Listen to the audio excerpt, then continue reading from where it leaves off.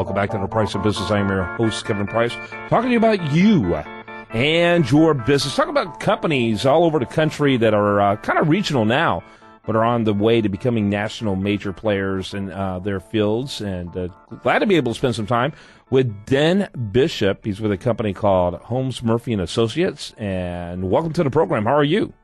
I'm doing great. Thank you. Hey, Dennis, tell us what you do for that company. I am the president responsible for employee benefits consulting. We help employers try to navigate the healthcare waters. Okay, very cool. And I think that's probably what we're primarily talking about as well. Tell me about the the situation with your company in terms of are you the actual seller of benefits, or do you kind of tell us what role? Are you more of a consultation company? Give us an idea exactly all you do. Sure. I used to tell people that I fought with HMOs for a living. That kind of gave them the best sense of what it is. And companies will hire us to help them figure out their strategies, to do communication, to do legal compliance work, to do some clinical work. Primarily, it's trying to help them figure out how they can offer health and other benefit programs at the most affordable price for their company and for their employees. Mm-hmm. But are you actually selling the insurance yourself? We are brokers. We are brokers and consultants working with the insurance companies. Okay, so you are brokers. So you are actually involved Yes. in the process of so part of your money is derived, or probably most of your money is derived from the sale of the product itself. It is our the way our world has evolved. We are typically paid a fee directly from the employer, so it's not a commission-based sale, but it is involved in the placement of insurance products and services, very typically on a self-funded basis. Mm-hmm. So tell me what's going on with your company. How are you doing with the current economic situation?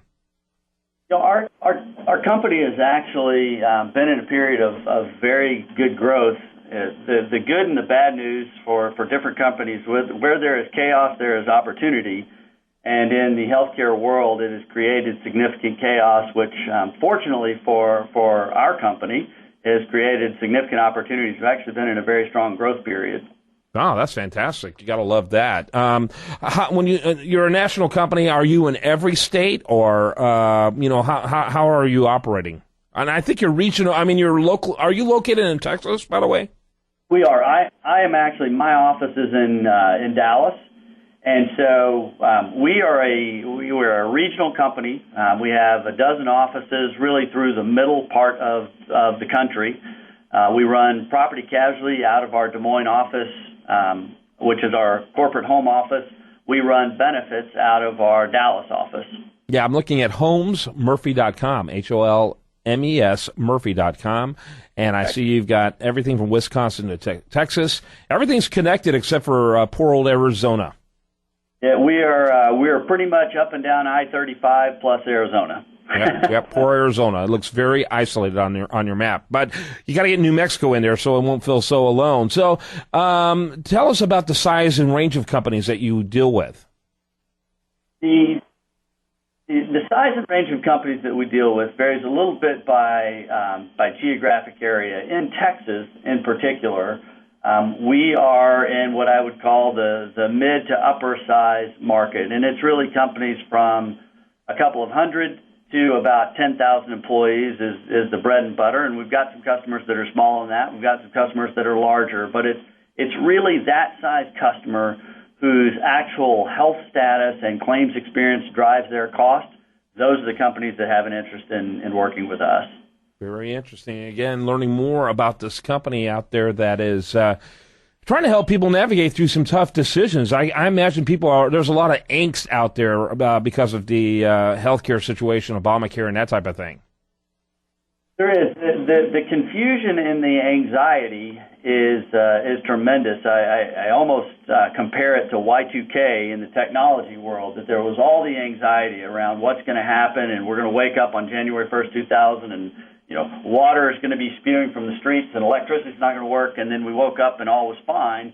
I think January 1st, 2014 for healthcare is very much the same thing. There's a tremendous amount of anxiety. I think we're going to wake up January 1st of 2014. It's going to look an awful lot like December 31st looked But if we look out 4 to 5 years, I think the change is going to actually be much more dramatic than anticipated. So it's not going to be a bang like a firecracker, but there will be a very dramatic change in healthcare delivery in the marketplace that's going to happen pretty rapidly over a 3 to 5 year period. Well, the administration keeps on pushing back all the scary stuff until the next election cycle. Well, you know what? It's going to be scary for them every election cycle. There's a lot of people out there who believe they just don't see it happening because it's going to be a referendum issue, for every election cycle. And the Democrats don't want to go into permanent minority status like they were for about a decade during the Bush administration.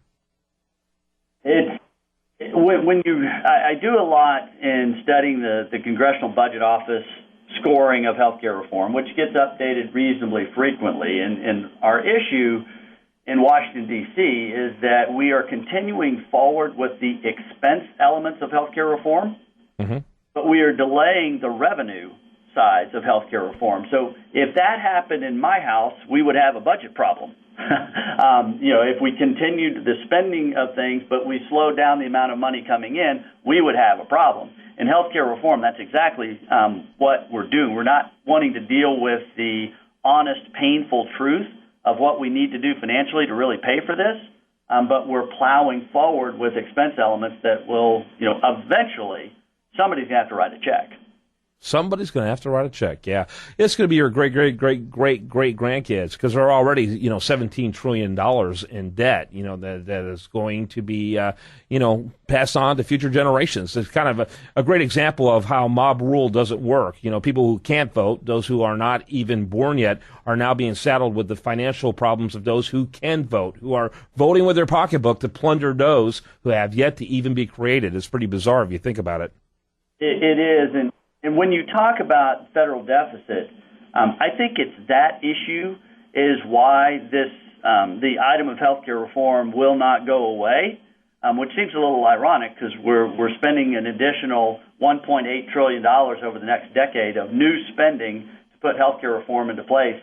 But the issue that's there that I think was I don't want to say misunderstood, but probably not ever even identified because nobody wanted to talk about it, is how in the world did we spend this money and not increase the deficit? And the issue is that we capped Medicare funding. We capped the Medicare inflation rate through the healthcare reform law forever. And that reduced the unfunded liability of Medicare by approximately $50 trillion. And we as a country, we can't get our heads around that number, so nobody talks about it, nobody really understands. But that was the key financial issue in healthcare reform, was really this hard cap on how we're going to fund Medicare forever, that at least from an accounting perspective says that we have largely solved Medicare financing. In accounting we may have, but in reality, I think there's a lot to see whether we'll implement the changes that will meet those budget requirements or not. Well, yeah, it's a shell game, isn't it? Just a shell game.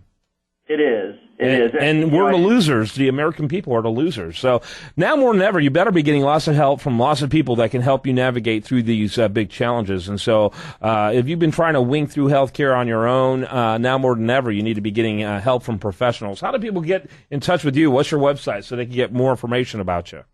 The best way to find us is at www.holmesmurphy.com. Give that one more time. holmesmurphy.com. Very good. Thanks so much for being with us today. Thank you. All right. When we come back, much more for you. Do want to remind you the best content here is over there at usdailyreview.com. We'll be back for more right after this on The Price of Business.